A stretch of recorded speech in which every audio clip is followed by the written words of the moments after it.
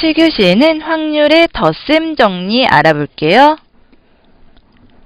세 병을 집었는데요. 한 병 더가 딱 한 병만 있을 사건을 A라고 하고 한 병 더가 두 병 있을 사건을 B라고 할 때 사건 A와 사건 B의 합사건인 사건 X는 확률을 어떻게 구할 수 있을까요?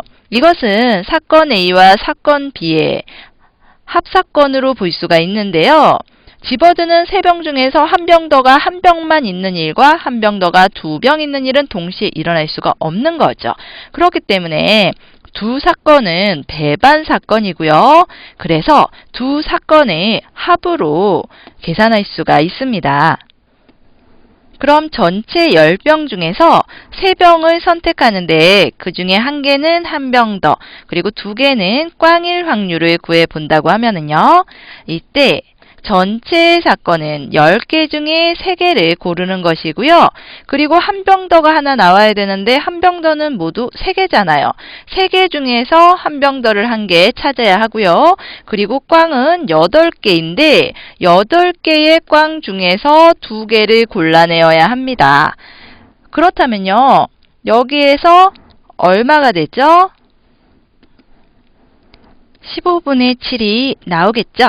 그리고 이번에는요, 다른 사건을 조금 볼 건데요. 사건 B는 한 병 더가 2개, 그리고 꽝이 1개 나오는 사건이에요. 그래서 사건 B의 확률은 전체 10개 중에서 3개를 뽑는 경우에서 한 병 더는 한 병 더가 2개가 있는데 이 2개 중에서 2개를 모두 뽑아야 하네요. 그리고 꽝은요. 8개 중에서 1개를 뽑는 거죠. 그래서 이것을 계산해보면 15분의 1이 됩니다.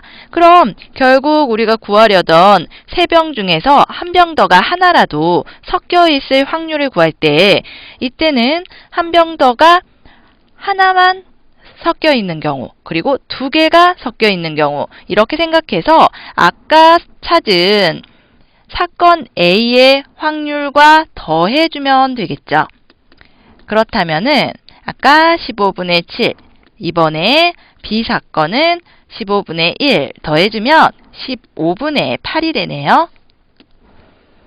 확률의 덧셈 정리에서요. 사건 A와 사건 B의 합사건의 경우에는 일반적으로 겹쳐지는 부분을 빼야 하지만 사건 A와 B가 배반 사건일 경우에는 겹쳐지는 부분이 없으니까요.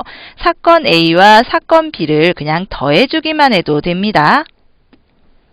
7교시 내용을 정리하면요. 확률의 덧셈 정리 보았죠? 사건 A와 B가 배반 사건일 때는 2개를 더해주기만 해도 되는데 배반 사건이 아닐 경우에는 겹치는 부분을 빼야 해요.